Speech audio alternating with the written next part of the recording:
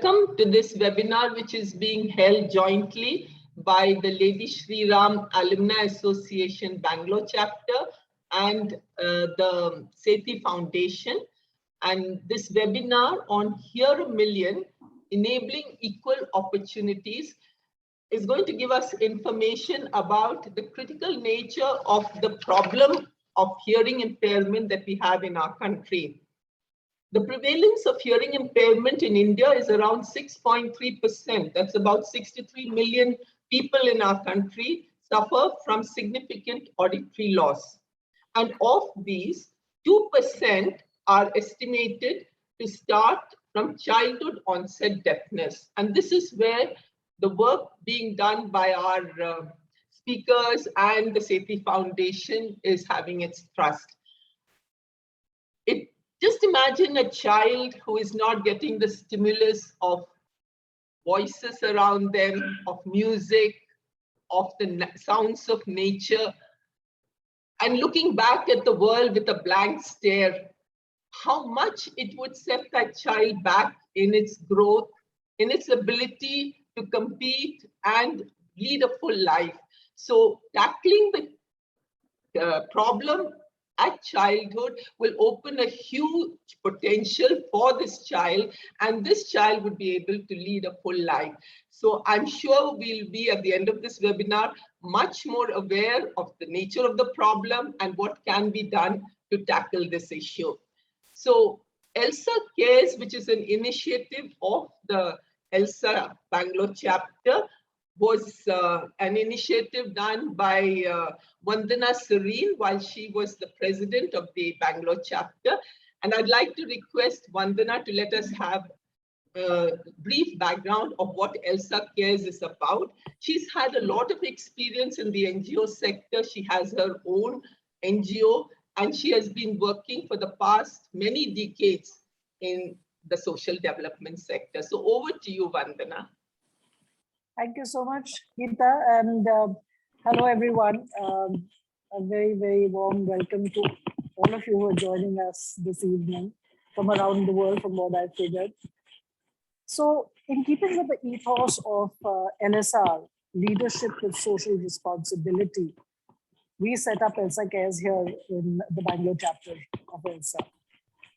And this ethos has seen us through, we set up in 2019 when we found that ELSAs were, very willing and giving a lot of their time in any case in this space.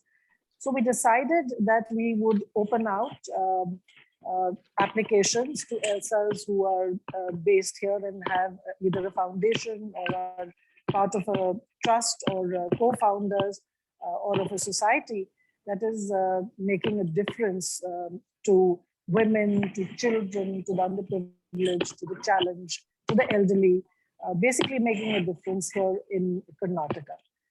And it was, it's actually been not just a monetary award, but a major part of the reward is where ELSA has engaged with the awardees and work together in making a difference with the project and give of themselves. So, it's a two-way thing. It's not just about giving money and saying, okay, now we are stepping back. No, we get thoroughly involved with what we do.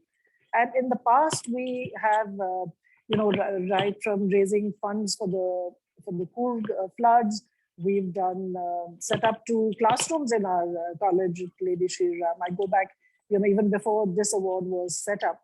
And then we have been involved also with going up to Coorg and working with the challenge.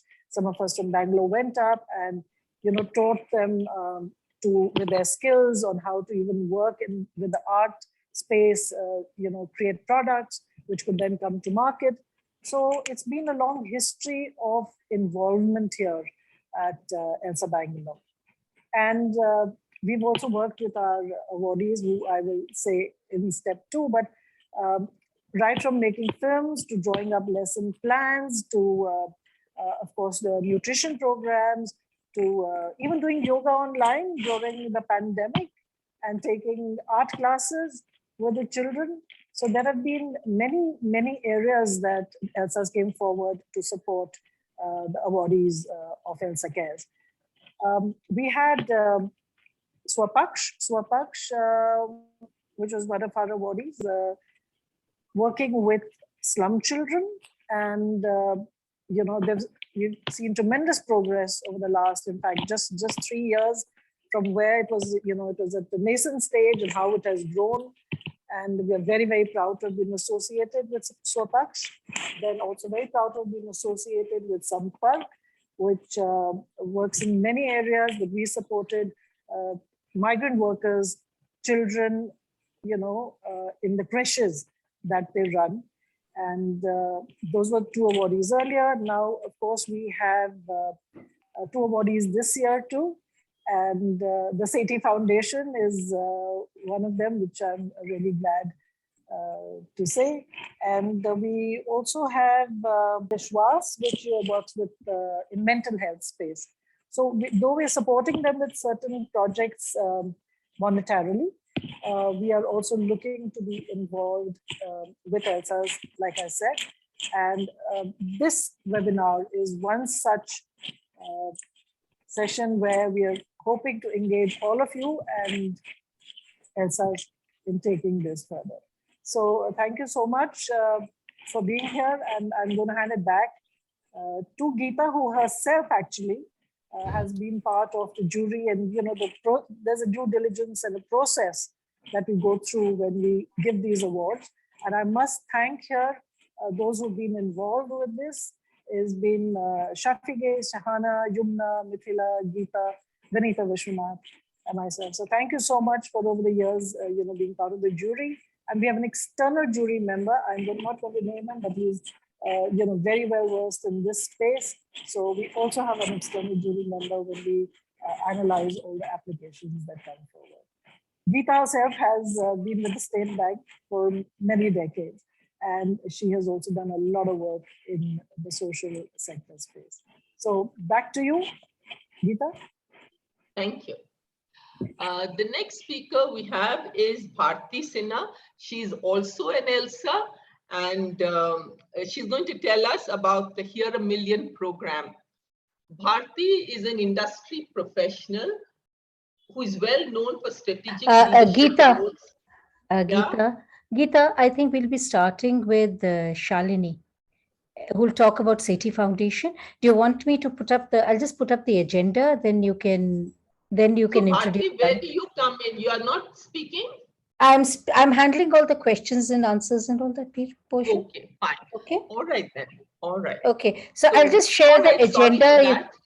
I'll put up the agenda slide so that sort of helps everybody understand. Okay. Is that okay? That'll help you. Right. Sorry for that mix up. No worries. So the next speaker will be Shalini Sethi, who is also an ELSA, a chairperson of the Seti Foundation, which is focused on the theme of technology-enabled philanthropy.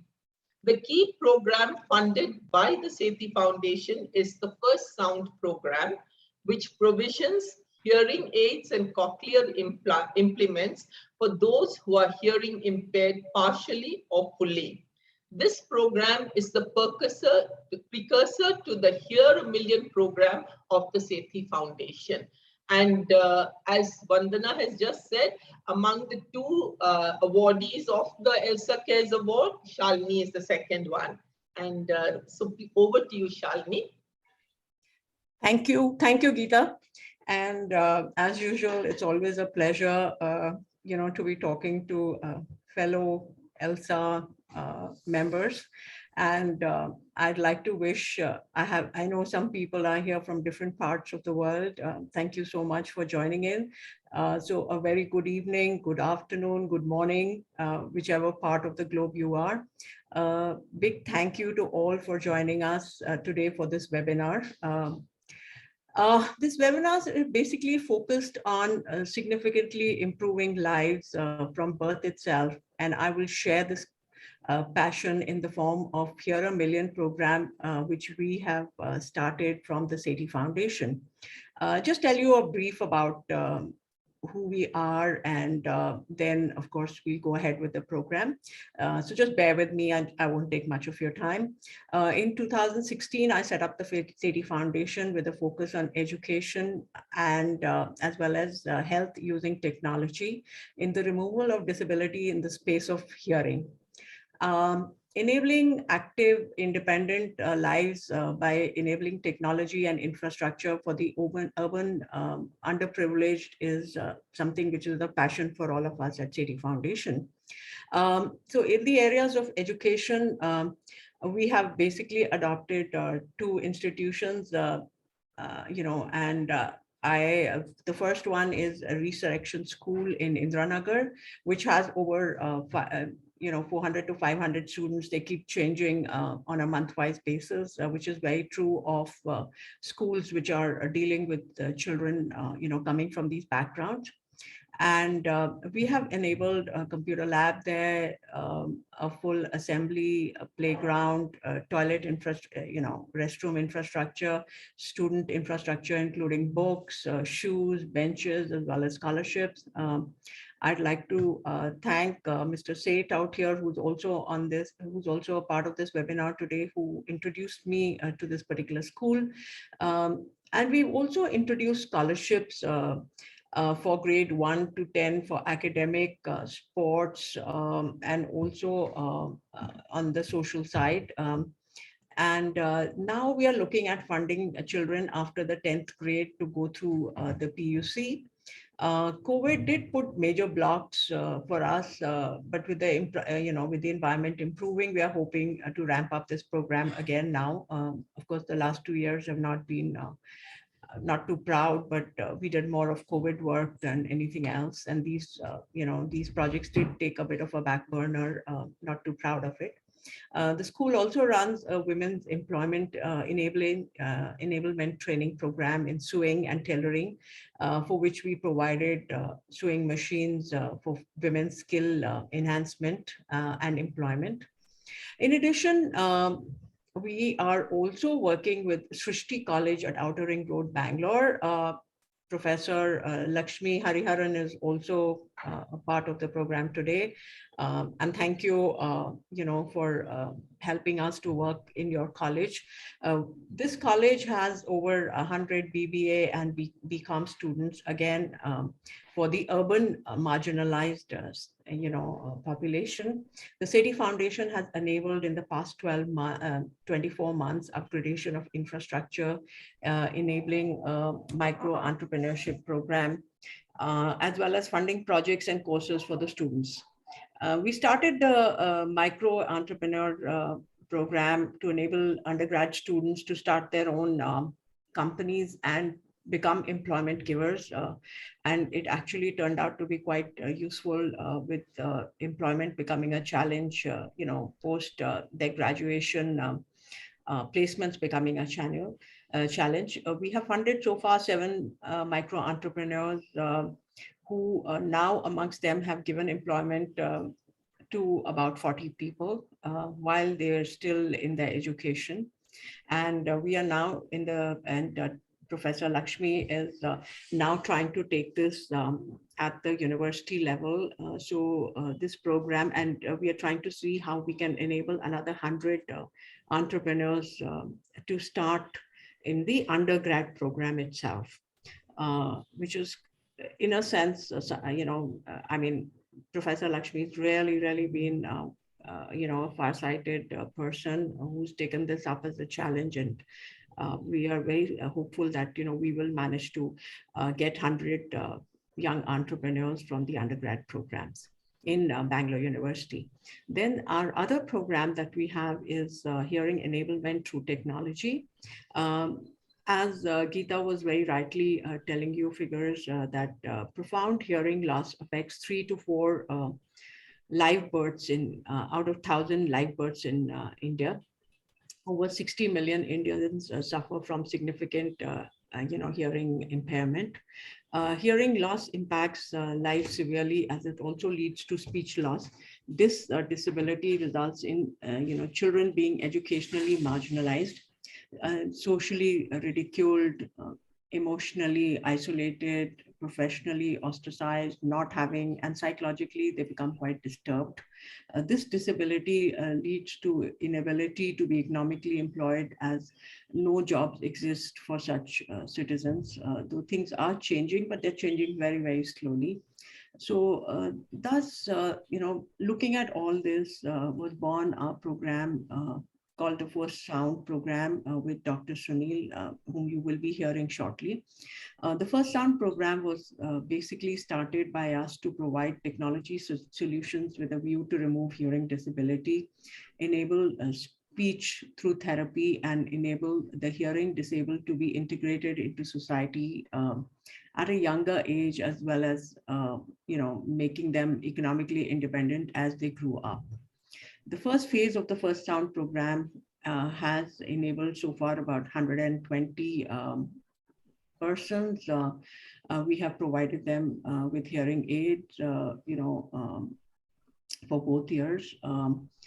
And this has been fully funded by the Seti Foundation. And so far it is, we've been predominantly in Bangalore, and we want to be in Bangalore for some time. Again, you'll hear more of it also from Dr. Sunil.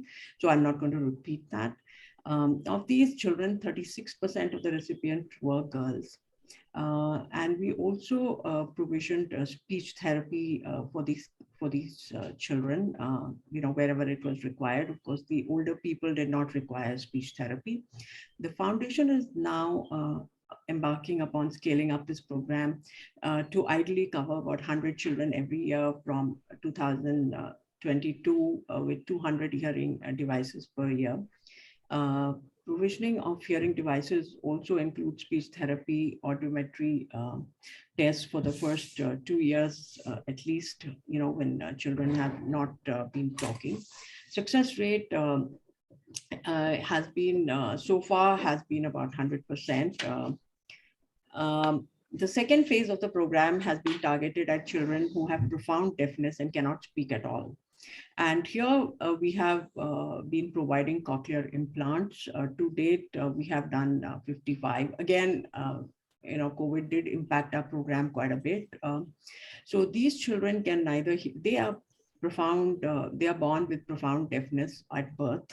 And the foundation has been self-funding 12 implants every year. And we have so far managed to get donors to fund at least another 12 more, totaling about 24 a year. And we now plan to scale this to about 100, in 2022. And we are sort of moving in that direction. After having seen magical changes to children, the Seti Foundation, we started thinking, and we came up with Hear a Million, of course, with all our team together. And this is basically to impact 1 million lives for identification of hearing disability at birth through screening to provisioning of hearing devices and surgical implants. This is basically a program for screening of newborn and other children. We are seeking under the Hear a Million program to work with associations, NGOs, and governments to launch this in participation for screening of babies in hospitals and clinics, tie up with hospitals, and also provisioning of hearing devices and implants. A key aspect of the Hear a Million program is the screening of children post-birth to early school-going age and identify these children who need intervention. Could be with hearing devices or speech. If they get hearing devices, it could be speech therapy also, and implants. The screening program aims to start with investment in screening equipment and also start with interventions in school. The screening as part of the Hear a Million initiative is in collaboration with, we're doing it with Rotary Disha. You will also hear Mr. Naresh and Mr. Mohit talking about that. And of course, Dr. Sunil Narayan Dutt and his foundation called the Vani Pradhan, as well as we're very strategic world. Bharti is a part of strategic world, so am I. And also now, we're very proud to have ELSA also as part of it. We have a number of schools lined up, with this program being kickstarted. We are starting with our own school, which is, our own adopted school called Resurrection School in Indranagar. So we are now in the process of getting our first machine, and thank you to all our partners, including ALPS. ALPS is the company, the Indian manufacturer of hearing devices, who has also worked and given us a rate which is extremely competitive, and given us a quality product which compares with the best in the world, and for hearing devices. And we are also partnering with Medal for the implants. And we also wish the Hear a Million program from the Seti Foundation, and is a very unique program, and I look forward to engaging with each of you from the audience, from India and outside, to your ideas and support in supporting 1 million Indians in the next few years, at least on the testing side, so that all the children are diagnosed early with any hearing disability if they have, so that they can go in for hearing aids or implants, and speech does not become a major problem for them, and they get an equal opportunity in life. That is our objective.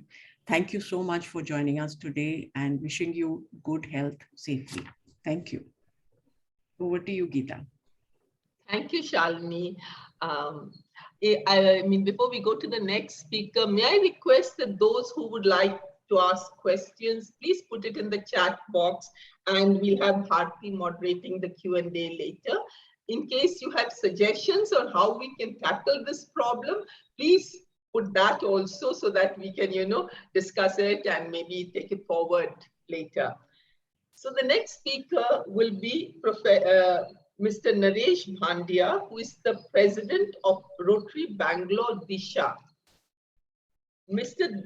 Naresh Bhandia is an independent consultant, a certified corporate trainer and facilitator. He conducts specialized behavioral training programs, soft skills development programs, and executive coaching for corporates, schools, and colleges. He consults with clients both in India and overseas with the vision of offering a wide range of people development solutions to organizations. Mr. Naresh holds a master's diploma in training from the Indian Academy of Training and Development, and he has conducted numerous soft skills and motivational training workshops.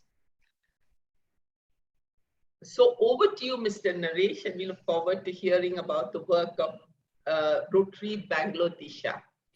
Thank you, Geeta. Namaste. Good evening to everyone.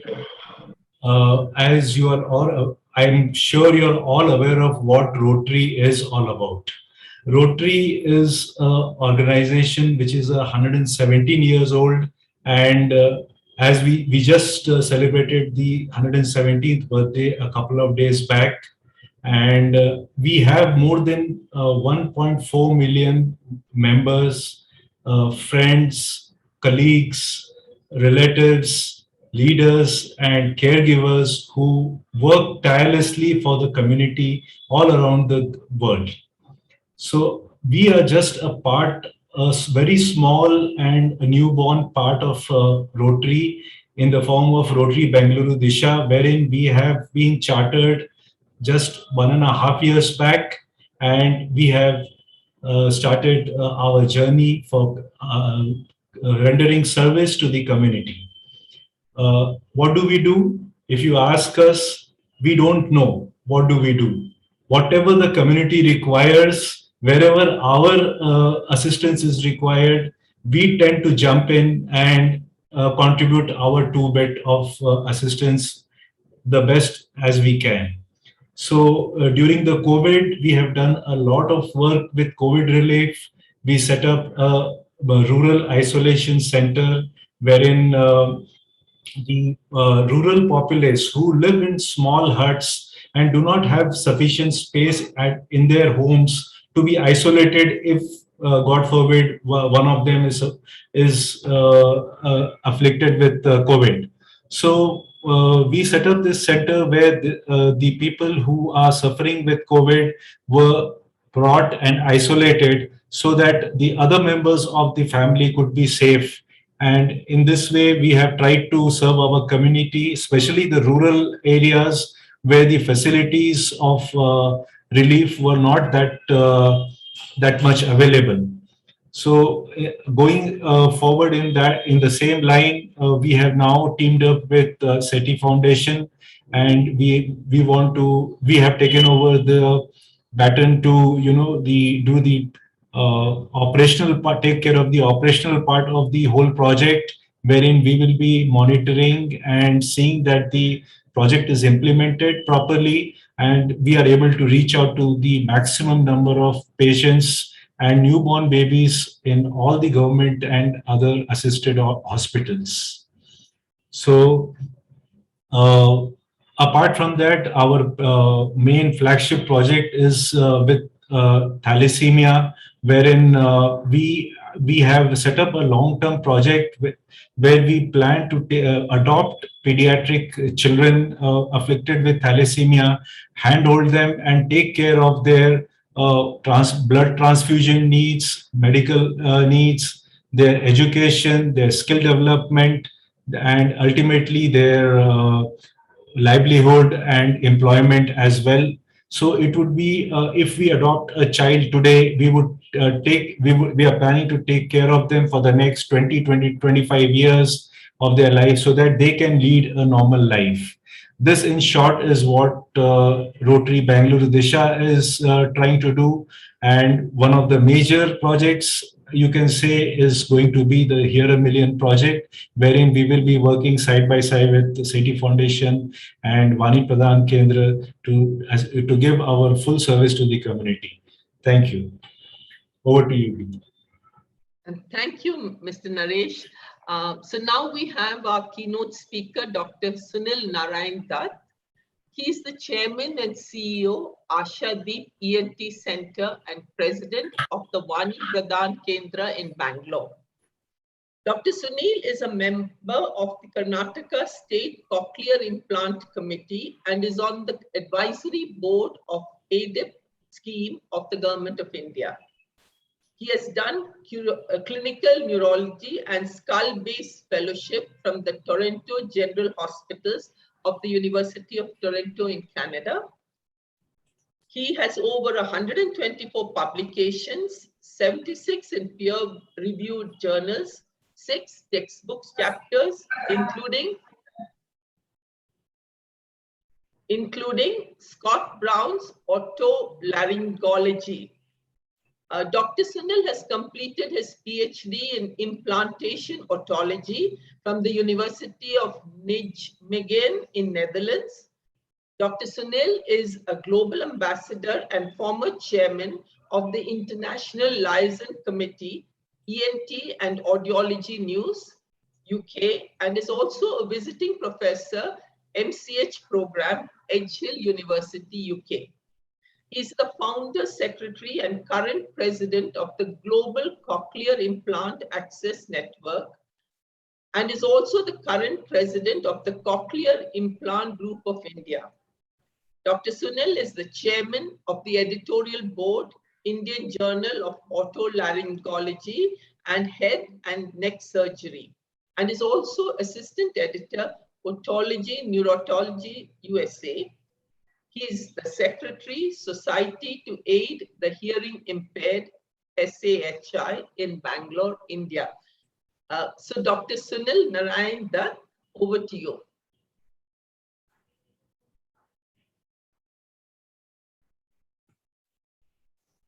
Good evening, everyone. I hope I'm audible and my slides are visible. Yes, Dr. Sunil. Yes, yes. Okay. So at the very outset, I need to express my deep gratitude to everybody here, specifically the Seti Foundation, Shalini Sethi and Sudhir Sethi, Bharti ji from Strategic World, and the hosts, program host today, ELSA Foundation, specifically ELSA Bangalore, for giving us this opportunity to share our thoughts on a project very dear to our hearts, and that is deafness and its rehabilitation.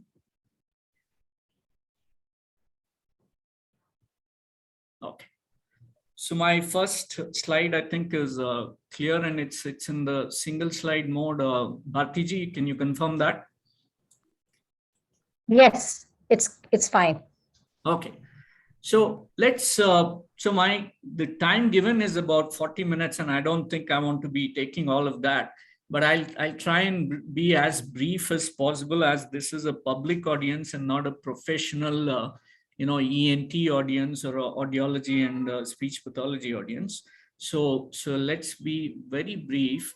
And what I will take you through is the problem of deafness in the world and in India, specifically, and how we have been able to alleviate this. How much has been the attention given to this problem in India, and as a cause specifically, and how best to take this further. And Mohit will join me on how best to take this forward, on the way forward. So I'll let you off in hopefully about 20 minutes, I give or take another couple of minutes. So let's begin with Sangeeta's story. Now this is Sangeeta, who is saying, "Hello, I'm Sangeeta. I can't speak well because I can't hear well. I studied in college for 2 years, but had to give up because I couldn't hear my professors speak. I took part in the Deaf Olympics in long jump. But if I had had a cochlear implant, I could have studied further, and in Olympics and life, maybe I could have gone even further." This film says films can be subtitled, life can't. So Sangeeta essentially missed a boat. So what is the problem of deafness? We have, with our 1.3 billion population, we have, like it was alluded to by the previous speakers, 63 million in India suffering from significant hearing loss. Congenital hearing loss, that is deafness from birth, of the profound variety, as in total deafness, is 3 to 4 per 1,000 live births. At the moment, we believe there are 3 million children waiting to receive a cochlear implant in this country.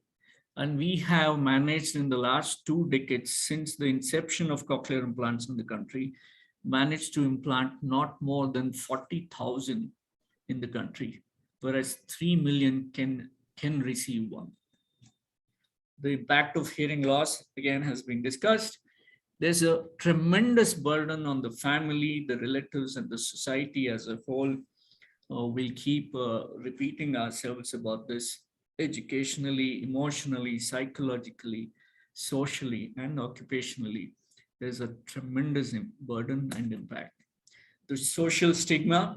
Helen Keller, who was both blind and deaf, alluded to both her disabilities, champion of the disabled, so to speak. She said the blind get all the sympathy and compassion in the world, but the deaf are subjects of mockery and ridicule.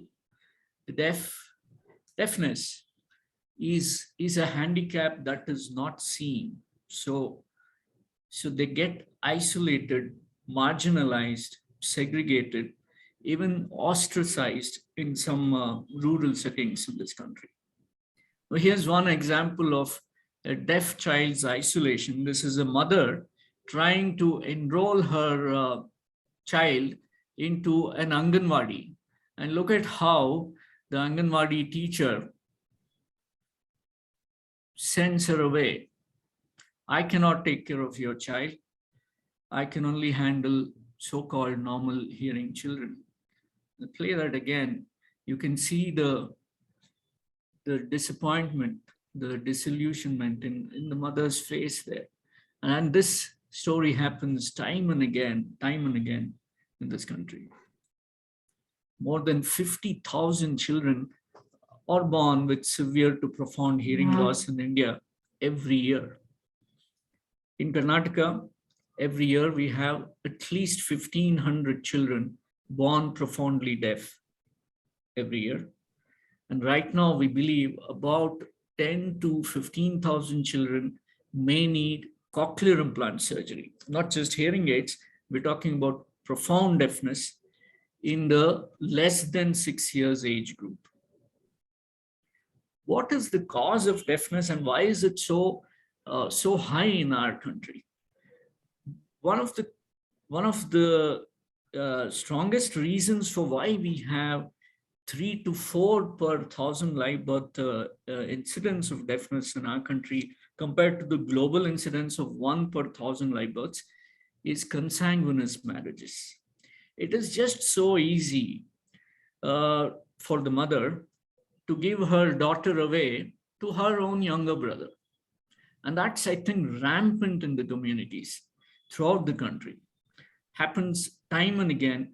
Almost 1 out of every 3 deaf-born children that we see would have this story between the husband and the wife amongst the parents.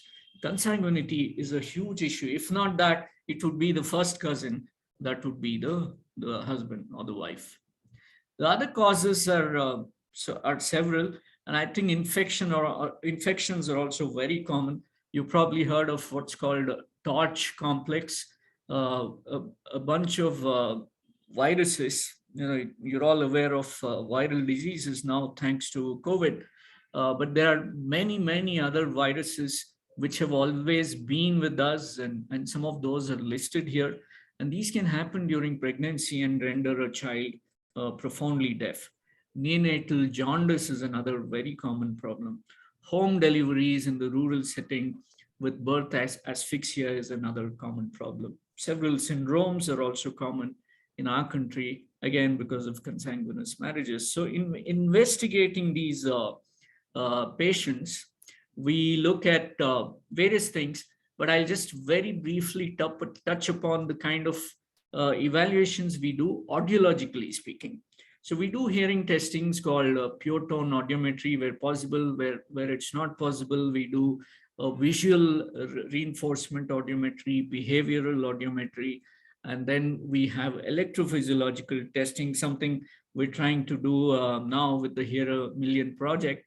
We are using screening tools such as autoacoustic emissions and evoked response audiometry. So all these are available, very specific technology to screen if there is a hearing loss or not. And if there is, we can then bring them for more diagnostic procedures such as auditory brainstem response and so on and so forth to establish what is the degree of hearing loss and hence decide what can be done for the child in terms of rehabilitation. So the guidelines, from the WHO and other health organizations is that every child born deaf should be detected to have been deaf by the age of 1 month, and by 3 months we should have a diagnosis of the same, and by 6 months there should be an intervention. So this 1, 3, 6 month rule is perhaps not is a grandiose target to achieve. Even the Western societies haven't really done so. So for India, it could be even more challenging. But we're hoping to get there. We're hoping to get there, if not 1, 3, 6, by at least 6, 12, and 18 months. Detection, diagnosis, and intervention. So having detected and diagnosed, what are the choices that we can give the parents?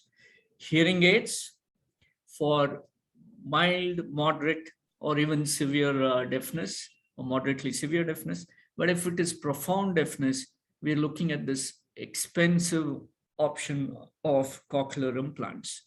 Otherwise, they get into deaf schools or special schools and would be learning lip reading and sign language. In the radiological evaluation, we do a combination of both a CT scan and an MRI scan to look at the whole auditory pathway. You'll be amazed at this creation. The big man up there has created for us from the inner ear to the brain. There are a dozen stations that anywhere you can have something faulty that can go wrong and cause deafness for us. The treatment options: if there is a perforation in the ear, if there is a deformity in the ear canal, those things can be surgically corrected. So we do hearing restoration surgeries. Patching a perforated drum is tympanoplasty. You can remove disease and infection from the bone of the ear called mastoidectomy. But when these don't help at all, when the hearing loss is from the inner ear and beyond, those 12 stations I talked to you about, we are looking at hearing aids and implantation pathology. Digital hearing aids today have really come of age. So just as our computers and smartphones have been changing every 6 months and you have newer and newer features, digital hearing aids have really tremendously changed the way you can actually hear. And many patients are being helped with this. And that barrier between the previous analog hearing aids to cochlear implants that we had before, that has been bridged significantly thanks to this kind of digital technology today. And we can talk about this in another seminar perhaps. So when hearing aids are not enough, so if mild to moderately severe losses are aidable, so this is something we get from evaluation, be it the screening or the diagnostic techniques, it becomes difficult to amplify all those losses when it becomes severe to profound. When it's severe to profound, you have to look at this device called cochlear implantation and the optimal age. So we are racing against time here. We have to stimulate these neural pathways which haven't heard from the day that the child was born as soon as possible. And that is called neural plasticity. And that has to happen within perhaps the first 7 years of age. I'll keep repeating this for the sake of emphasis. Something I learned in my training in the UK, thanks to my mentor, David Proops. Cochlear implants, I think, are the first kind of man-made device that has completely replaced a special sense organ. We haven't been able to crack this with vision, for example. So here we put an electrode, as you can see, into the spiral cochlea, and like the keys of a piano, the different channels that we have in these electrodes will stimulate specific areas within the hearing nerve, and hence take care of all the speech frequencies from the low keys to the high keys. And this, I think, is amazing in terms of a technology that has been man-made. So if you look at the cross section of the cochlea, the inner ear, you would see these various chambers within, and we have these very specific sensitive structures called hair cells in the organ of corti. And if the hair cells are working fine and there are those potentials that are happening with transduction and whatnot, you will see the brightening of the cochlear nerve, and hence you're able to hear sound. And if you can hear, you can speak as well. If you never heard from the day you were born, there is no way you're going to speak. If there are no hair cells, whatever be the transduction of fluids within the inner ear, there is absolutely no sound transmission. And this is where a cochlear implant will come into place. A cochlear implant directly stimulates the nerve. Now, it's not just stimulating the nerve, it has to go right up to the brain, the auditory cortex, as you can see there with the keys of the music there. If you don't use that part of the temporal cortex, which is the hearing cortex, vision takes over that area. This is what we call use it or lose it. if you can see actually hearing impaired children or even adults have tremendous visual acuity. Their vision is perhaps even more than normal vision of so-called normal people. And it is the same with the blind. Their hearing acuity is absolutely fabulous. It's super normal compared to the so-called normal hearing peers.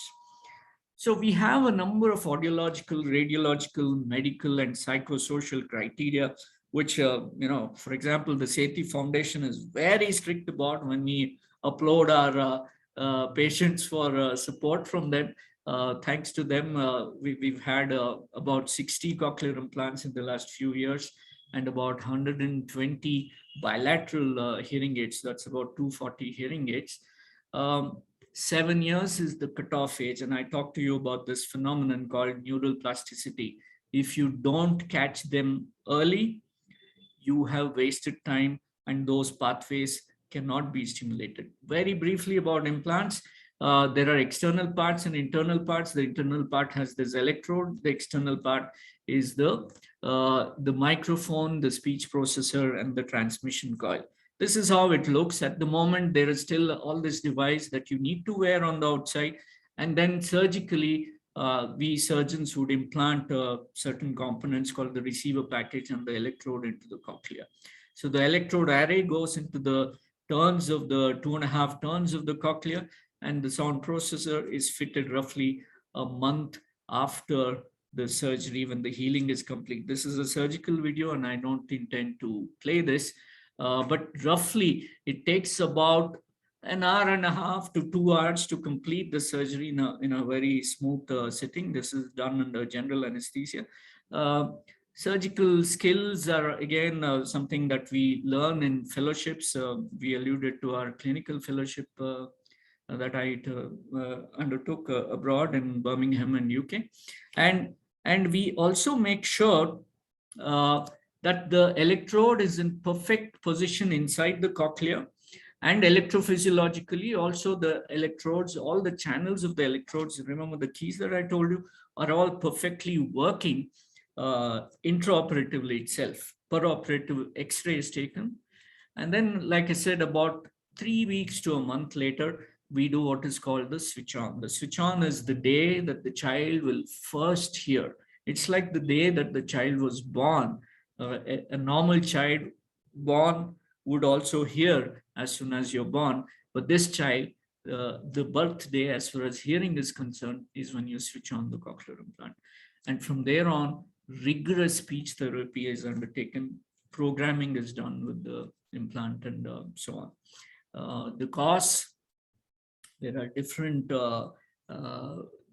ends, the slabs of cochlear implants available. At the moment, we are still depending on implants coming from abroad. Indigenous implant research is going on. Hopefully, we'll get there very soon, and we could have a lower cost implant from India. The DRDO is working on it. Some of us are part of that research project and the clinical trials as well. So this is the costing at the moment, and very expensive.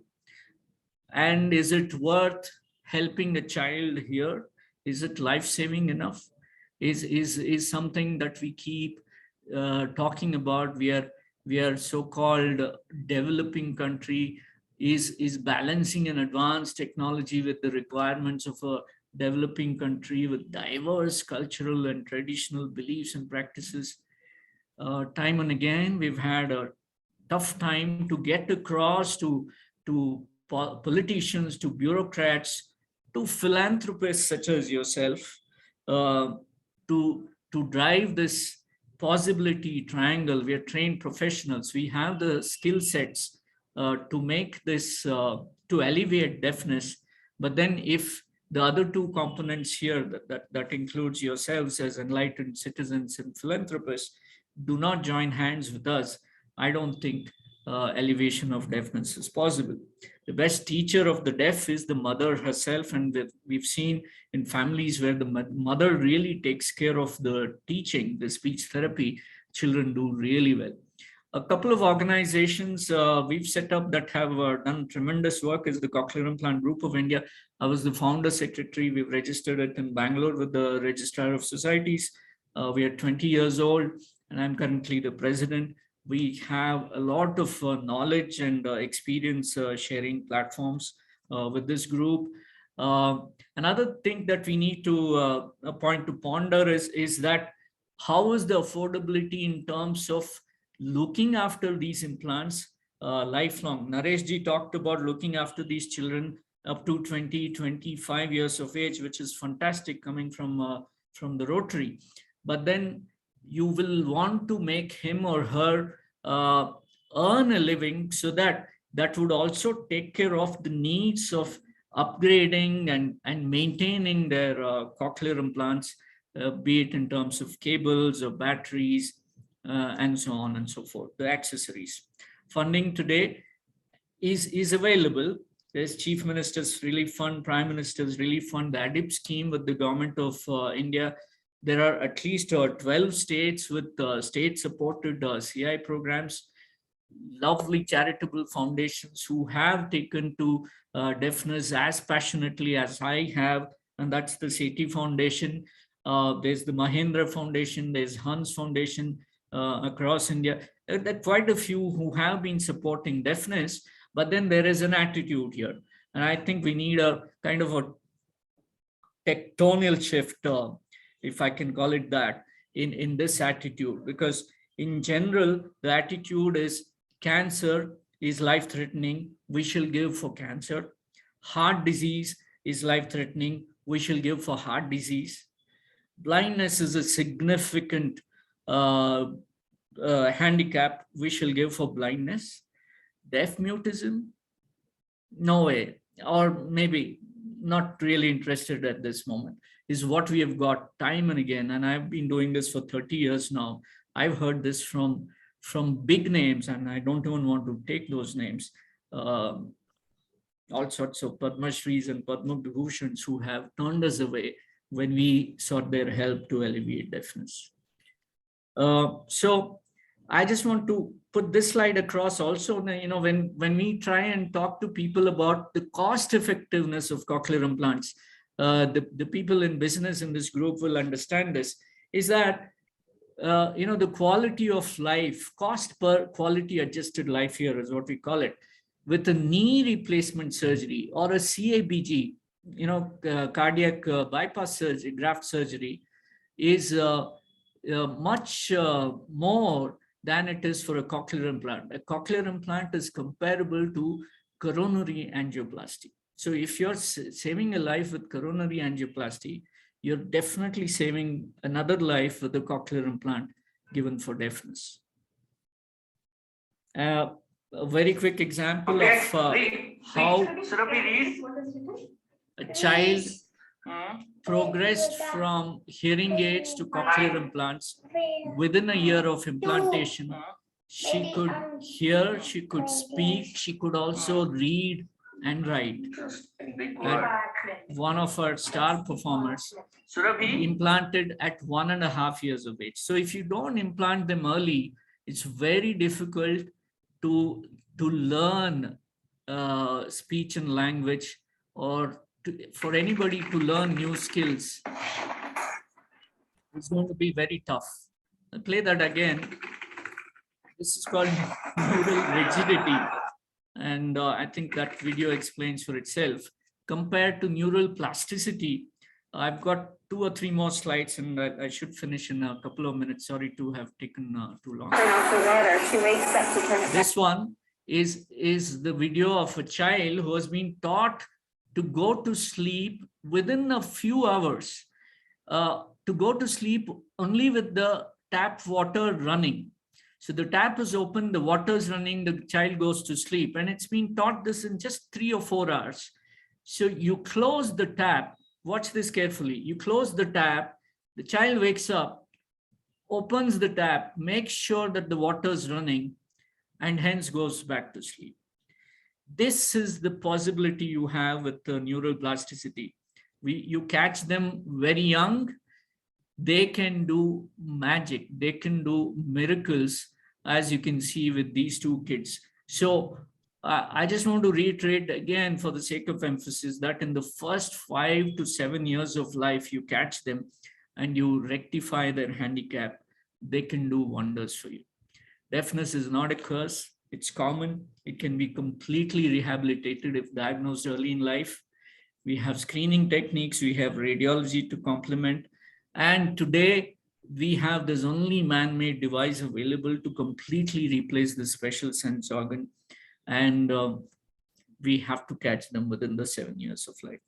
I'm going to leave it at this, with this slide for Mohit to carry on from. With the Hear a Million initiative that the Seti Foundation has started, we have all these action points. You can choose to join us with any of these action points.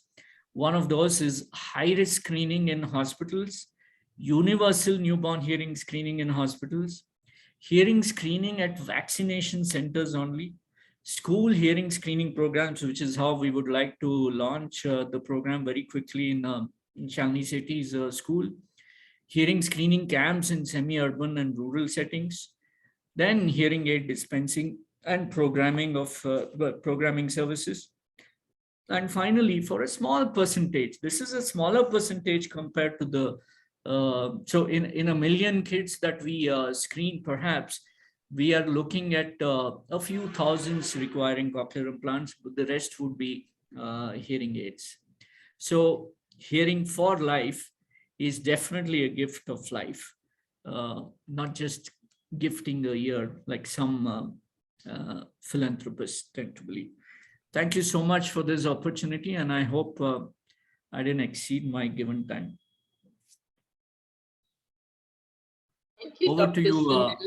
to the moderators. Thank you. Thank you, Dr. Sunil, for that very informative and illuminating talk on the nature of the problem and what can be done to solve it. You know, when we think about deafness, I think that society's attitude towards this disability is perhaps the cruelest out of all disabilities. If a person is blind or is lame and we see them on the road, we would go out to help that person. You know that person has a disability and you would go out to help that person. But if a person is deaf, visibly there is no disability, and attitude of people is that this is a normal person. And I'm sure children can be even more cruel, so that a deaf child would be the one of butt of jokes and things. So really, if we are able to tackle this in the early years, we are really contributing to changing a person's life far more than, as you said, a heart transplant or anything else that's done in later years. So thank you again, Dr. Sunil. That was a really good, interesting session. Thank you, Vita. So our next speaker is Mr. Mohit Aggarwal from Rotary, Bangalore, Disha. Mr. Mohit was born and brought up in Bangalore. He's an alumnus of Bishop Cotton Boys School. And before completing his engineering in electrical and electronics from PES University in Bangalore, he joined the Fortune 500 semiconductor company, Texas Instruments, in 2012 as part of their sales and applications team. He now heads their mass market India business. He has also been a part of many NGOs in the last 15 years, like Rotaract, You and I, Feed India, and most recently, Rotary Disha. So over to you, Mr. Mohit Aggarwal. Thank you. Thank you, ma'am. Firstly, I would like to thank Dr. Sunil. Always inspiring to hear you speak so passionately on this topic, sir. And just shows us so much more is needed to be done. And we're just about to touch the tip of the iceberg with our Hear a Million project. Also, I would like to extend our heartfelt gratitude to Seti Foundation for believing in us to be your partners in this noble cause, and the ELSA team for having us here today. All right, we'll now focus on some of the challenges and the way forward for the project. I think as Dr. Sunil already alluded, I think there has to be a strong political, government, as well as bureaucratic will, right, to get things done. We have been working with a few of the government hospitals like uh, the BMC, Bangalore Medical College, Vani Vilas Hospital, and CV Raman General Hospital. But due to the pandemic situation and other bureaucracy related issues, right, we are seeing things to move very slowly, despite us providing almost all of the facilities, right? So this is definitely one of the challenges that we are seeing. I think the second one is the scale challenge, right? Dr. Sunil mentioned to you on there being about 10 to 15,000 children who might need a cochlear implant today, and much more beyond that who may need a hearing aid. And this is just in Karnataka, right? And if you scale this 30 times across the country, it becomes a huge scale challenge for us. So we have estimated about 1.1 crore for 5 years for just hospitals in Bangalore. But the big challenge in front of us is how we scale this beyond Bangalore and Karnataka, right? So what over there we're planning to do is first launch it at the Vani Vilas Hospital. We anticipate to screen about 60 children that are newborns over there every day. This will help us with testing of about 22,000 children in the coming year. We then plan to launch it at two more hospitals in Bangalore, the CV Raman General Hospital and the Bowring Hospital. I think these hospitals handle about 25 children every day, so about 50 more uh, in the next 3 months. And then subsequently, we plan to see how we can add one new hospital every 3 months, right? So our plan is to see how we can once create a model at a hospital and then try to replicate it moving forward.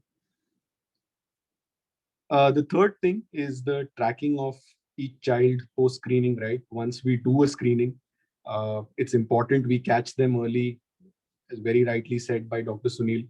But it's important that counseling awareness is given to the parents of these children, right? They might not understand some of these complex technologies that we are speaking about, and providing them with the necessary counseling. We will need to see how we can review the progress of every child over the next 3 months, right? Which is the initial period, which is very crucial. So I think that portion is important, and we're trying to develop an app to see how we could track most of these children a little more effectively. And finally, I think we have only touched the tip of the iceberg, as I was mentioning, with screening. But there is a lot more with cochlear implants and the hearing aids, right?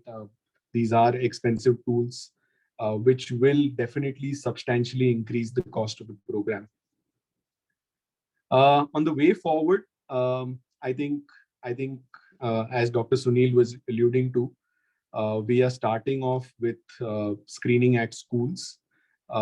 We have identified 22 different schools initially that we will start screening for. So we have ordered our first OAE, that is the auto acoustic emissions machine, right, to start screening with some of these children with the help of Seti Foundation. So we plan to begin that in the next 15 to 20 days.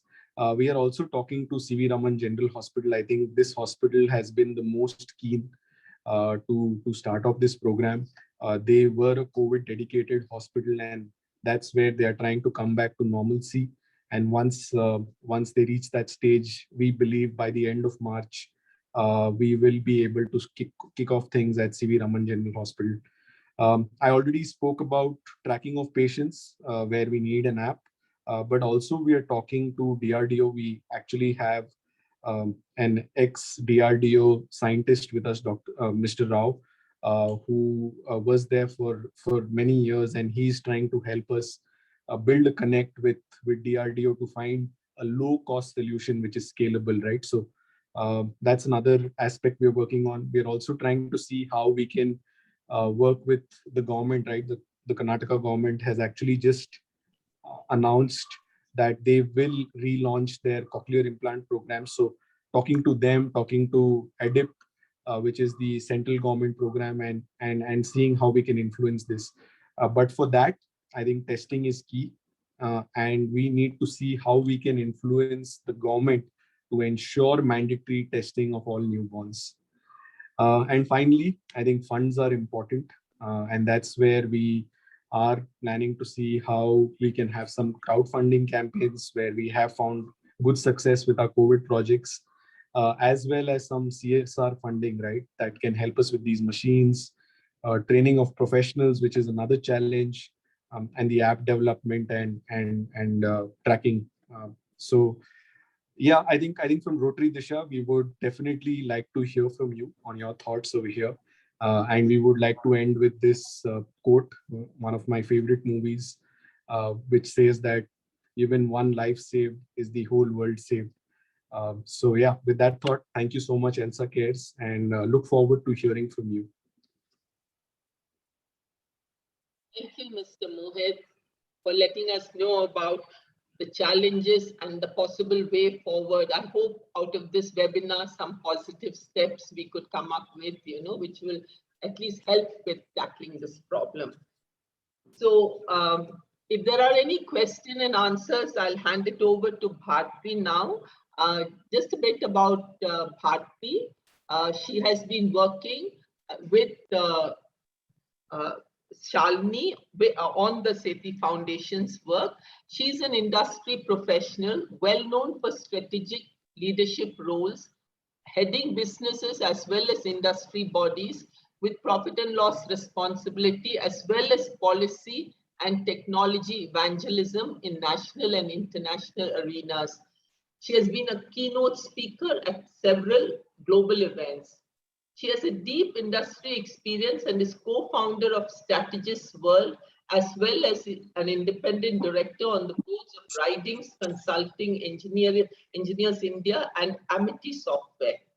Bharti is passionate about making a difference and has been closely associated with Seti Foundation and Hear a Million program.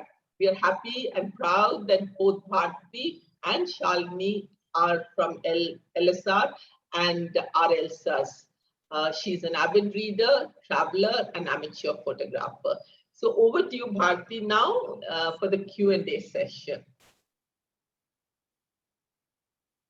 Thank you so much, Geeta and the entire ELSA Bangalore crowd for really giving us this wonderful, wonderful opportunity to share our passion and our interest with everybody. We have already seen, I think I got some direct messages with some questions, and I can see a couple of messages here. So what I would request is that whoever, I will, at least the people who put it in the chat, let me just get them to unmute themselves and ask their question. And then I would request the Hear a Million team, whoever it replies to give the answer. So maybe the first one I can call upon is it okay? I can start, right, Geeta? Yeah, right. Okay. Please go ahead. Okay, so Shafiqe Lal has asked a question. Does a single procedure suffice for a lifetime? I think Dr. Sunil, you might like to take that question. Yeah, so I guess it's for a cochlear implant. Yes, cochlear implant is made to last a lifetime. So one implant, if we implant a child at 2 years of age, let's say, it's meant to last a lifetime. So the longest a recipient has used the implant that was put in her at 2 years of age, she's now about 42 or 43. So, and the internal components have lasted this long. What typically happens is you would like to change the external processor, like we change all other devices in our lives. The external processor gets better and better features with the company's R&Ds. And so the external components keep changing. And very often, for every 10, 15, 20 years, the old processors may not be supported by the companies also. We need to keep that in mind. But an implant internal component should last a lifetime. But there is a 1 to 2% failure rate, a device failure rate also. So we definitely warn the parents that it is possible in a lifetime that the child may need one more surgery, Also, Mr. Rao, I can see you there. Would you like to ask your question? I think you want to ask Dr. Sunil. If you can unmute yourself. Dr. Sunil, I just want to ask you, what will happen to the other ear? How the brain will react to the other ear not having a implant? Yeah. So ideally, God has given us 2 ears, 2 eyes for a reason. So if you ask me if we were in one of the so-called developed nations, the national health services of those nations have been implanting bilaterally, both ears. And that is the most ideal scenario. So the benefits of binaural hearing is something like binocular vision is something we can talk about as a seminar another day. But one ear's hearing would suffice for us to hear well and hence develop speech and language. So if we can achieve that target, it's good enough.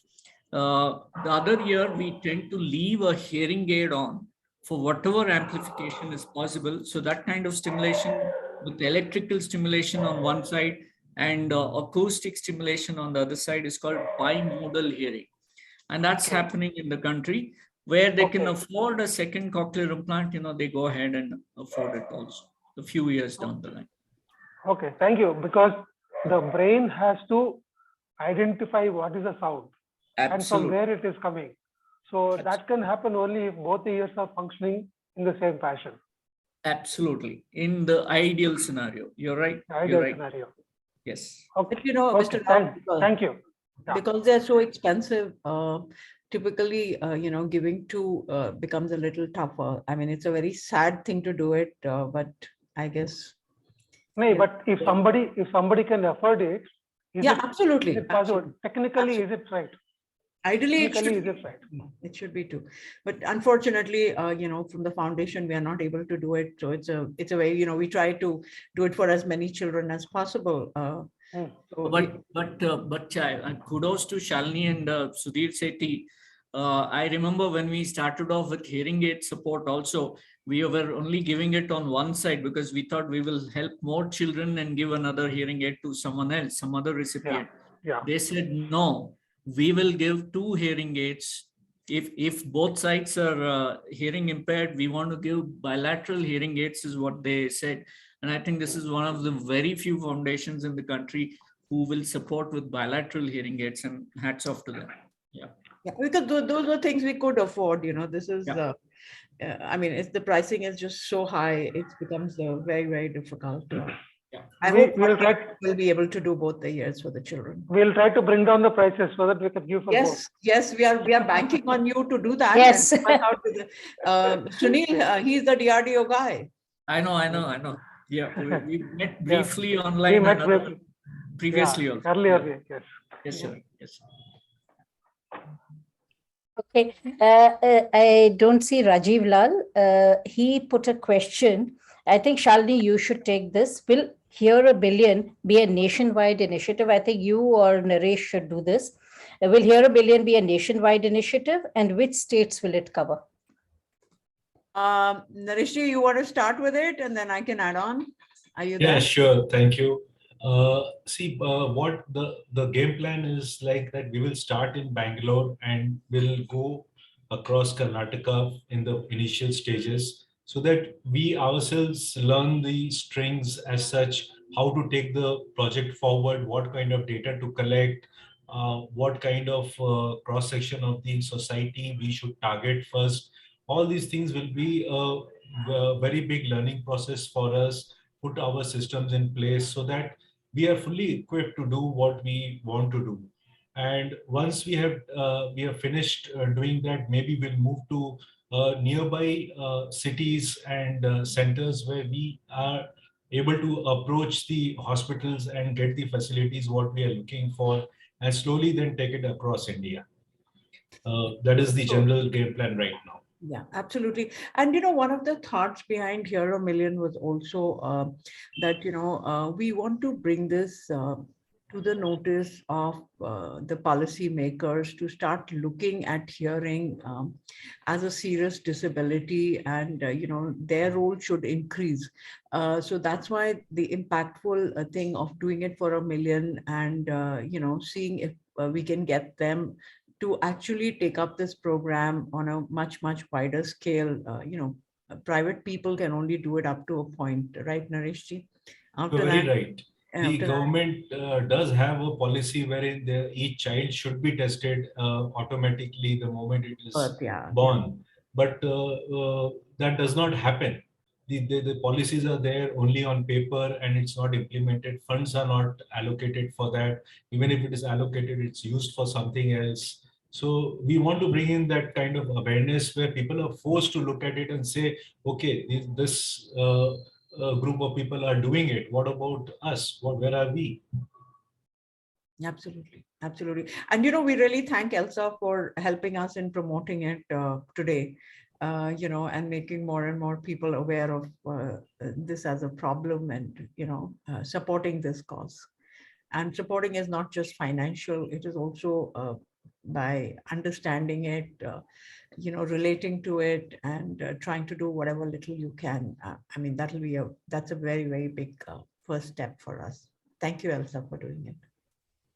Okay, I have a few more questions. So let me, so one is, I think Dr. Sunil, you can answer this. How often does the child need to come to the doctor's office once the implant is in place? The commitment is for life.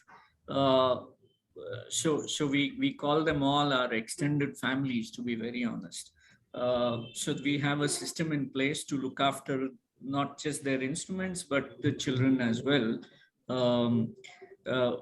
But the first few years, so the first year post switch on is very crucial for the child to develop speech and language. So they come for therapy every 3 days. So twice a week, at least, if not more, depending on the circumstances. They come for speech therapy. Each session is about an hour or so, and the mother is taught how to do the same as homework. And there are some goals and outcomes, targets to reach with the speech and language development. As far as the programming of the device is concerned, the external processor, that's usually in the first month, once or twice, but after that, once in few months, maybe once in 6 months. And then once a stable map is achieved, they may even come for checking once in 2 to 3 years. So a map check is probably advisable after the first year, once in 2 or 3 years. So they have, and they have a relationship anyway. They come for cables, they come for batteries. So when they come, we just have a general check and say, hello, how are you progressing? How are you doing in school? And many of them have joined engineering colleges, and some of them are in medicine as well. They're cochlear implantees in doing medicine in the country. Some of them have become doctors too. So one wants to be a cochlear implant surgeon, not my own. A colleague of mine from Kerala was talking about it. So these are, so the commitment is there for life. But then once you've become a good speaking person, you're normal. With the device, you're normal. So you don't have to keep coming back to us unless there is a requirement. So linked with, it's, I mean, sort of almost like a follow-up. There was another question from someone else. It says, does the child's speech become clear once the implant is done? Yeah. So the reason we, reiterated and underscored it 10 times that we have to catch them early, and early intervention is the key, is that if we implant a child with a high-end cochlear implant at 10 years of age, and that's of no use, to a low-end cochlear implanted at 1.5 years of age. So if I implant a child like Surabhi I showed you, she was implanted at 1.5 years of age, and look at where she is today. Absolutely normal is what I would say. So if we caught them early, they are as good as you and me in terms of hearing and speech and language development. Many of them are multilingual. Some of them are good with music as well. Music perception, multilingualism, stereophonic perception, lots of things are as good as normal should you implant them at 1.5 years of age. So another question they had, I think, Dr. Sunil, you need to stay on. What happens if a child's impairment is untreatable? What do you do with that child? That's what we said. So there's so many who miss the boat, like Sangeeta did. Right up front, I showed you that video. And they all go into special schools. They become, children with special needs. There are disability certificates issued to them, and they learn sign language. There is total oral communication. There are different methods of non-verbal communication possible. So they get into that. They need special quota for some vocational training. They need special quota for employment. That's a different life altogether.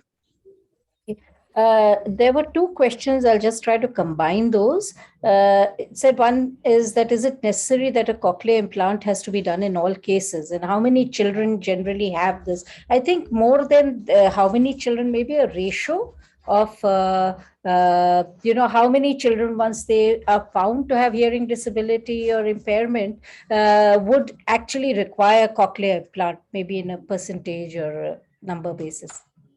Yeah, again, for India, that's a humongous statistic to come out with.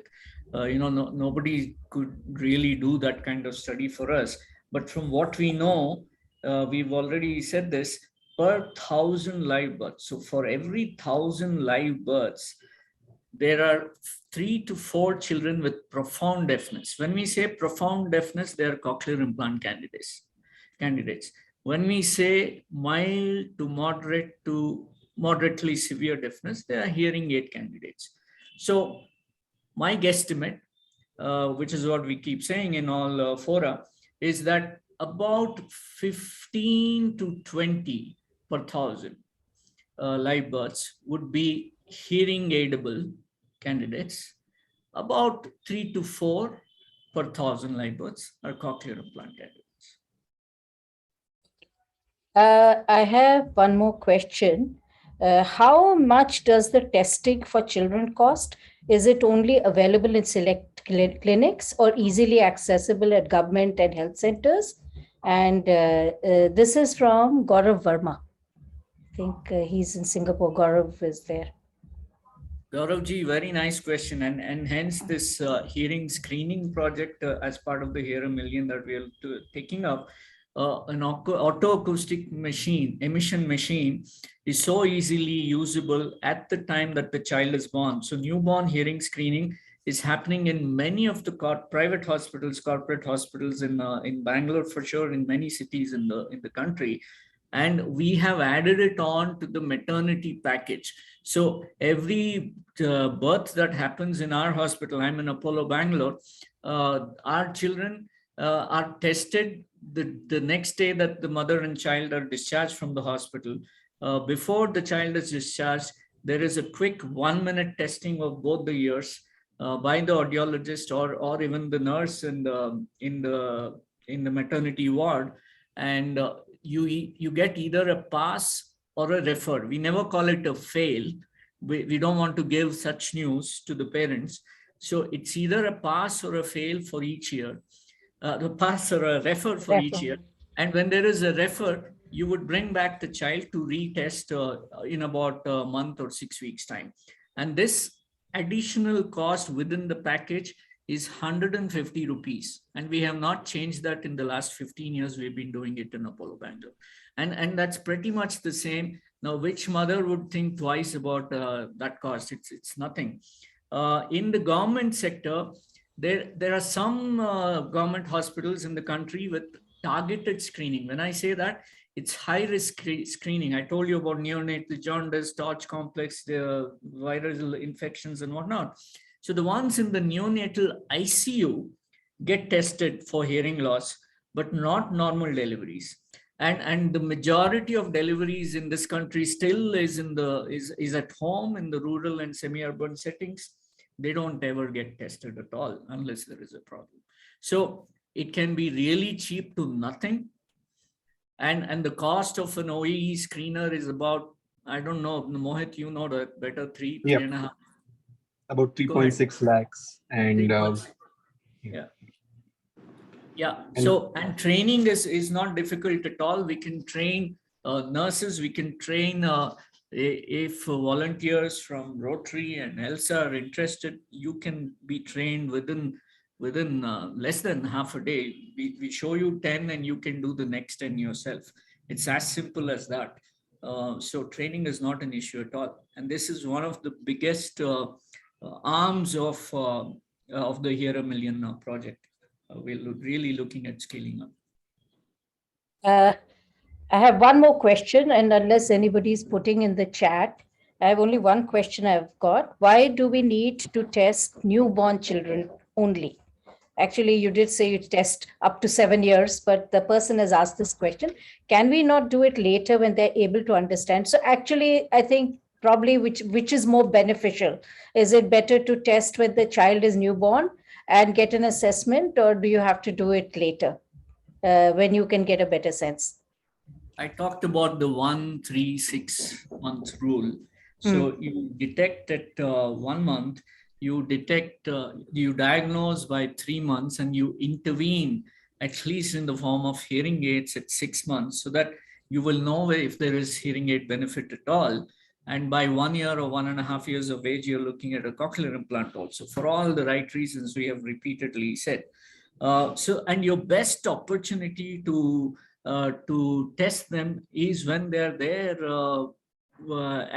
in the hospital at birth. If failing which, the next opportunity would be at the time of first vaccination. Most mothers, even in the rural setting, will come to the vaccination center for the first dose of vaccines at about, 6 weeks or 2 months. So that is a very good time to do it. So you don't have to do it at birth. It's just that is your best opportunity to catch them when they're born itself. And it's so easy to do it. I told you, it just takes a minute on each ear. And why not is the question. If they don't get there, you have your next best opportunity is at the time of first vaccination. So we are trying to train vaccination nurses to do this test as well. Right. So I think there don't seem to be any questions. Geeta ji, do we open it up to everybody if anyone wants to ask? I think there is a time constraint you also have. Bharti, I'd just like to add a little bit more to what Dr. Seti said. Okay. And that is basically, to give the child an equal opportunity. Dr. Sunil, correct me if I'm wrong. The speech is very important, So if the child is tested early, the child can also, if they need a cochlear implant, it can be done at a very early age. And the child actually grows with sound. So speech is not a problem. Otherwise, speech has its own challenges, and the later it is, speech does not become absolutely clear. One. Second, parents have to spend a lot of time with the child for their speech to become, of a quality where, people can understand them. And most of these parents cannot afford to sit at home and do that for a year, 2 years. It's a huge challenge. So that is the reason why, it is done very early in life. And that is why screening of babies at birth is, what we are trying to promote from a lay person's language. Of course, Dr. Sunil, please correct me if I'm wrong at any of it. Absolutely. And that's how we showed you those videos, and including video. So hearing and speech are totally connected. If you don't hear, you will not speak. As simple as that. So only if you heard from the day you were born. We didn't speak the day we were born, did we? We took at least another 1.5 years to actually start learning language. And even the babbling sounds that we did of mama, baba, and whatnot, it took about 8 months, 10 months. Before that became 2 words, 4 words, and then sentence formation and whatnot. So the language would come in only at around 1.5 years of age. And this is with God-given hearing from the day we were born. So imagine delaying that in a deaf-born child to the switch on or hearing at 1.5 years or 2 years or 3 years later. How long would you take to develop decent speech and language after that? So very well said from a lay perspective, Shalini ji, and I think I've taught you well. Thank you.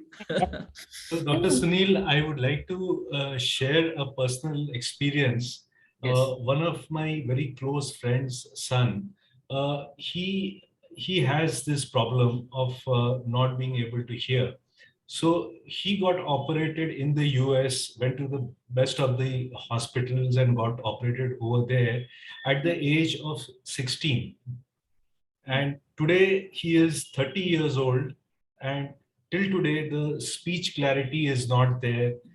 He is not very amenable to going for speech therapy because he finds it very irritating, and all these associated problems. He's not able to give the time. He has his mood swings, so he's not able to get the full benefit of the cochlear implant which has been done on him on both the ears. But still he is not up to the mark. So as you said, if it's a child, the mother or the father can take them for the therapy and make them learn, and it's much more easier to get them back into the system. Whereas it's that much more difficult for a adolescent or an adult person. Yeah, perfect. Yeah, which is why we say 6 years, 7 years, because after that you just cannot predict how they will perform. You may get some sound awareness. So this child at 16, when he was implanted bilaterally, he would have got some sound awareness and he would turn to loud sounds. It's not like he won't benefit, but he will not develop speech and language at all. No. You're right. That is exactly the case. So I think thank you everyone, all the participants today, the organizers and the panel and speakers. And thank you, Geeta ji. I think we have already exceeded our time, and I don't see any other questions. So maybe you can now take over and carry forward to the rest of the session. Yeah, thank you, Bharti. So if there are any questions further, maybe they can directly take it up with the Seti Foundation and Dr. We will be happy to, and everyone is free to connect with us even outside this later. We'd be only too happy to meet up and explain or work with people. Thank you.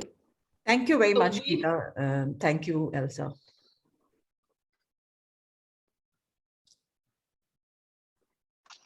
Thank you very much. That was an excellent session. Yeah, very nice. Yes, so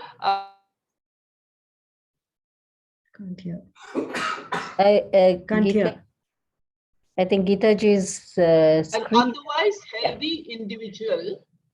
otherwise healthy individual can become a productive member of society. If we do not tackle it in a timely way, we end up as a nation having a whole lot of citizens who are needing quotas, disability, or special, facilities and things like that. And the cost to the nation would be much more. So if we look at it in the larger perspective, I think this is really something that is needed, and the awareness to tackle it at its root is going to be really of great use. So thank you again. And I will now hand it over to Gayatri Raghavan, who is a member of the ELSA executive team of Bangalore chapter, to propose a formal vote of thanks. Thanks, Geeta. Thanks, Geeta. Thanks, everybody, for being here today. This has been a great webinar. And I'd like to, on behalf of the Bangalore ELSA chapter, thank Shalini and the Seti Foundation for bringing us this webinar. Shalini, you're doing some great work, and we've all come to admire it a lot. And Bharti, it's been great working with you. Thanks for enabling this and partnering with us and operationalizing it so that this has, we've been able to do this today. We've been talking about it for a long time. And Dr. Sunil Narayan Dutt, thank you so much for being here. Your time and your session was very informative and insightful for all of us. You spoke about some key points regarding the problem and impact of deafness, about the cochlear implants. Honestly, I think for some of us, if not for most of us, this has been a new learning and an area today to hear about. So thank you so much for your session. It was very insightful indeed. Dr. Naresh, Mr. Naresh, thank you so much for providing us with information on Rotary Disha, Bangalore. It was a very good overview. And thanks for being here, Mr. Mohit Aggarwal. The challenges are plenty, and you spoke about it, about the immense work that you're doing in this field. Very impressive to hear about it. Thank you so much for being here. And I would also like to thank, before we end the session, last but not the least, the ELSA Bangalore Executive Committee, Mithila, Geeta, and Richa, for stitching this together and making it happen from day one. We've been speaking about it for the last 3 months, I think, and with Shalini and Bharati from January, and we could finally make it happen. Have all of you, not only the Bangalore, ELSA Bangalore chapter, but people outside from the Rotary, doctors, etc. So we are happy all of you could be here, and the questions were very informative, and most of us have learned a lot from the questions as well. So thank you so much, everybody. I would like to thank you all on behalf of the Bangalore chapter. So we close this webinar and hope to meet you all soon. Okay. Thank you. Thank you, everyone. Thank you. Thank you. Thank you. It was good.